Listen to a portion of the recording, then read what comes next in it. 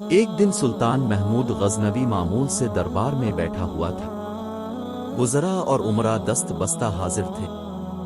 لوگ اپنی اپنی عرضیاں پیش کر رہے تھے اور سلطان ان پر مناسب احکام صادر کر رہے تھے کہ ایک شخص نے آ کر عرض کی، میری شکایت نہایت سنگین ہے اور کچھ اس قسم کی ہے کہ میں اسے دربار میں عرض نہیں کر سکتا۔ سلطان محمود یہ سن کر یکدم اٹھ کھڑے ہوئے اور سائل کو اپنے ہمراہ خلوت میں لے جا کر پوچھا کہ تمہیں کیا شکایت ہے؟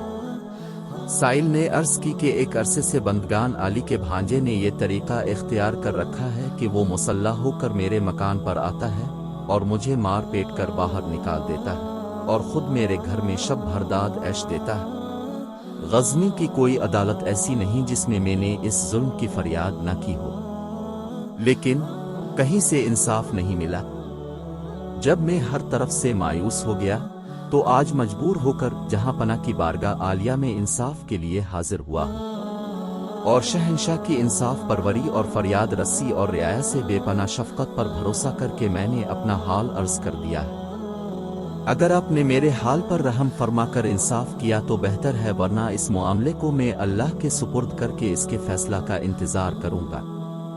سلطان پر اس بات کا اتنا اثر ہوا کہ وہ بے اختیار اب دیدہ ہو گئے اور سائل سے کہا، تم اب سے پہلے میرے پاس کیوں نہ آئے؟ تم نے ناحق اب تک یہ ظلم برداشت کیا۔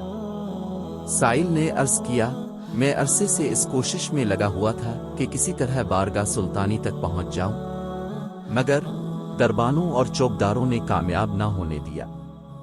خدا ہی جانتا ہے کہ آج بھی میں کس تدبیر سے یہاں تک پہنچا ہوں۔ مجھ سے غریبوں اور مظلوموں کو یہ بات کہاں نصیب ہے کہ جب چاہیں بے دھڑک دربار سلطانی میں حاضر ہو جائیں اور سلطان کو اپنے درد دل کی داستان سنا سکیں۔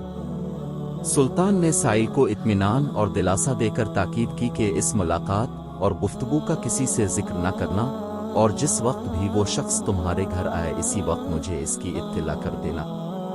میں اس کو ایسی عبرتناک سزا دوں گا کہ آئندہ دوسروں کو ایسے مظالم کی جرت نہ ہو سکے گی۔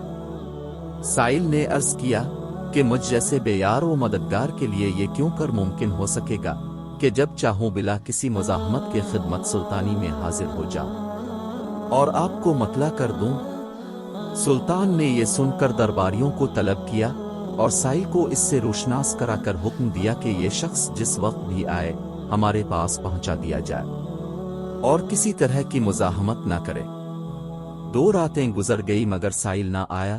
سلطان کو تشویش ہوئی کہ نامعلوم غریب مظلوم کو کیا حادثہ پیش آیا۔ وہ اسی فکر میں تھا کہ تیسری رات کو سائل دوڑتا ہوا آستان شاہی پر پہنچا۔ اطلاع ملتے ہی سلطان یکدم باہر نکلا اور سائل کے ہمراہ اس کے گھر پہنچ کر اپنی آنکھوں سے وہ سب کچھ دیکھ لیا جو سائل نے اسے بتلایا تھا۔ پلنگ کے سرہانے شمع جل رہی تھی۔ سلطان نے شمع گل کرا دی اور خود خنجر نکال کر اس کا سر اڑا دیا۔ اس کے بعد شمع روشن کرائی۔ مقتول کا چہرہ دیکھ کر بے ساختہ سلطان کی زبان سے الحمدللہ نکلا اور پھر بے تابی کے ساتھ اس نے سائل سے پینے کے لیے پانی مانگا۔ پانی پی کر سلطان نے سائل سے کہا کہ تم اطمینان کے ساتھ اپنے گھر میں آرام کرو، اب تمہیں کوئی تکلیف نہ پہنچے گی۔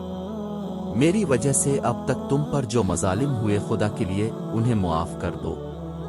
یہ کہہ کر سلطان رخصت ہونا چاہتا تھا کہ سائل نے دامن پکڑ کر عرض کیا کہ بندگان عالی نے جس طرح ایک مظلوم کے ساتھ انصاف فرمایا، حتیٰ کہ اپنی قرابت اور خون کا بھی مطلقاً خیال نہ کیا، اللہ تعالیٰ آپ کو اجر عظیم عطا فرمائے۔ اگر اجازت مرحمت فرمائی جائے تو ایک بات معلوم کرنا چاہتا ہوں، وہ یہ کہ اپنے پہلے شمع گل کرائی اور پھر روشن کرا کر مقتول کا سر دیکھ کر الحمدللہ فرمایا اور اس کے بعد پانی طلب فرمایا، اس کا کیا سبب تھا؟ سلطان نے ہر چند ٹالنا چاہا مگر سائل کے اصرار پر اسے بتلانا پڑا کہ شمع گل کرانے کا مقصد یہ تھا کہ مبادا روشنی میں اس شخص کا چہرہ دیکھ کر بہن کے خون کی محبت مجھے سزا دینے سے باز رکھے، اور الحمدللہ کہنے کا سبب یہ تھا کہ مقتول نے اپنے آپ کو میرا بھانجا بتلا کر تمہیں شاہی تعلق سے مروب کر کے اپنی خواہش نفسانی کو پورا کرنے کے لیے راستہ صاف رکھنا چاہا۔ خدا کا ہزار ہزار شکر ہے کہ محمود کے اقربا کا اس شرمناک بےہودگی سے کوئی تعلق نہیں ہے، اور پانی مانگنے کی وجہ یہ تھی کہ جب سے تم نے اپنا واقعہ سنایا تھا میں نے عہد کر لیا تھا کہ جب تک تمہارا انصاف نہ کر لوں گا آب ودانا مجھ پر حرام۔ اب چونکہ میں نے اپنے فرض سے سبکدوش ہو چکا تھا اور تشنگی کا شدید غلبہ تھا، اس لیے میں پانی مانگنے پر مجبور ہو گیا۔